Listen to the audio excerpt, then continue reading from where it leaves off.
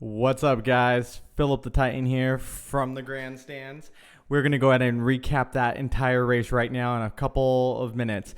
Basically, it started off like this. We had the Ferrari boys up on top of the grid. We had Mercedes behind, Verstappen, and the rest on.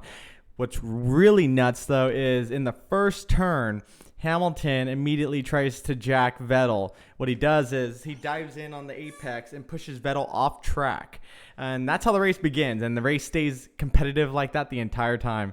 So as that happens, Verstappen also tries to dive in on the inside, which he would have to go wide. What ends up happening is he ends up hitting Raikkonen. He hits Raikkonen's right tire with his front left tire. And that throws Raikkonen off. Doesn't end his race, though.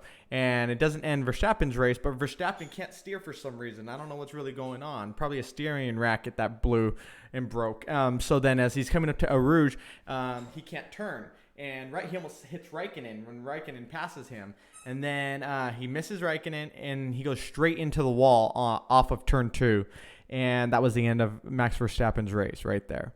Then we continue the race on, and the Ferraris build a pace and put a gap in between the Mercedes that was just, I thought, was enough to win the race without having to deal with the Mercs at all. It ended up being a tire war. This whole thing was a tire war. Who's going to pit first? And it's weird because who ended up pitting first?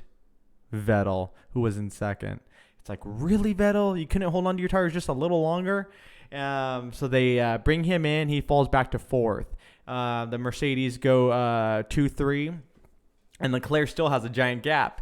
Well, the gap starts to close down as the Mercedes and Leclerc will not pit. They're on softs. We're already in lap like 20-ish. And they finally come in for a pit after like lap 20-ish. And they I think it was Leclerc went on first. Hamilton took first. He stayed out one more time for a lap. Then he pitted at the end of that lap. But Leclerc was able to regain position, and so was Vettel, and they were able to take it all the way home. But then freaking Vettel, since he was so early on his mediums, they were already worn out, and he ended up having to pit, which then he lost the position. But he also lost the position to Hamilton before he pitted. He could not take the corner speeds no more. It was done. So then he pitted, and then he lost his position to Bottas, and Bottas was able to regain the third position. Anyways, so this ends up being a battle to the end of Hamilton and Leclerc. It took Hamilton forever to catch him, but towards the end of the race, Hamilton just puts the gap on him. He just keeps putting it. And I thought, okay, I already made a prediction that Leclerc is going to win. I'm like, you got to win. Well, what happened? Basically, it comes down to this. As he catches Leclerc, a yellow is called. And when the yellow is called, they finish the race. Leclerc wins. But it was still a well-earned win. So, Leclerc, congratulations.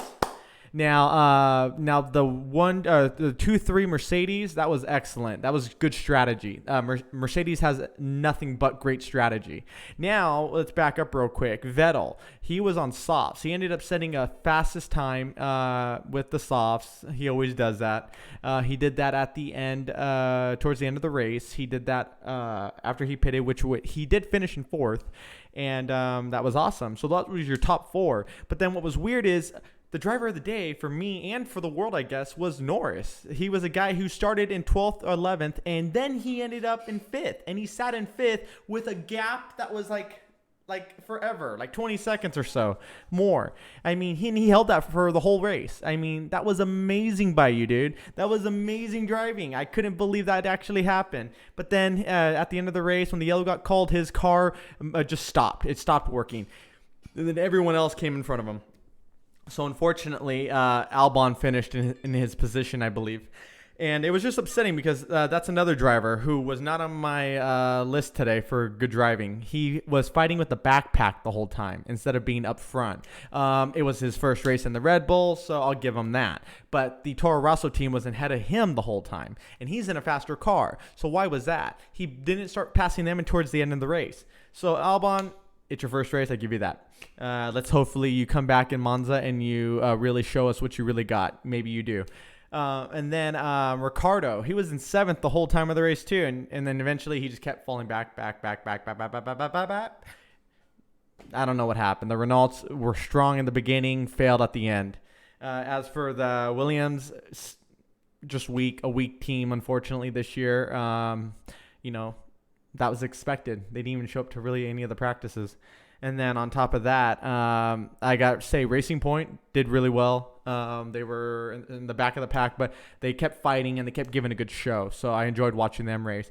But overall, this was an amazing race, guys. I couldn't believe the speed of this race. I couldn't believe how fast the Ferraris were in that straight line. As soon as they got out of El Rouge, they would just pull. And I couldn't believe it. 5, 6, and 7 turns. That's when they would kind of start to slow down. And that's where the Mercs could catch them. That's what we saw at the end with Leclerc and Hamilton. But overall, guys, that was a fantastic race. I can't wait for Monza. Monza's going to be amazing. But that's your race. It was really quick. Not really at all. We had a couple yellows.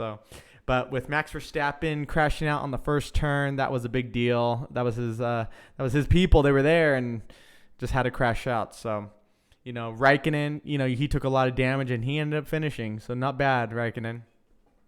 But other than that, great race. All respects are paid to such an amazing driver who we lost this weekend. Number 19, he was very competitive in GP3. It's why he became a champion. And then in GP2, it's where he did really well.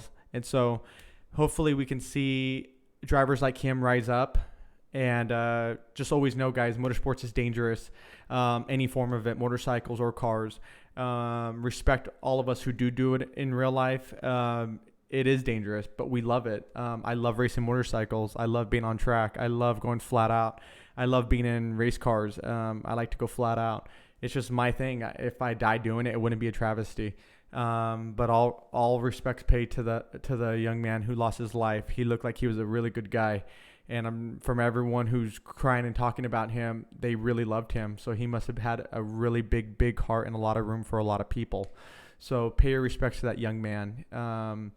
But other than that, you guys have a wonderful Sunday afternoon. Have a great week, and I will see you in Monza. From the grandstands, Philip the Titan here. Stay out of trouble. Later, guys.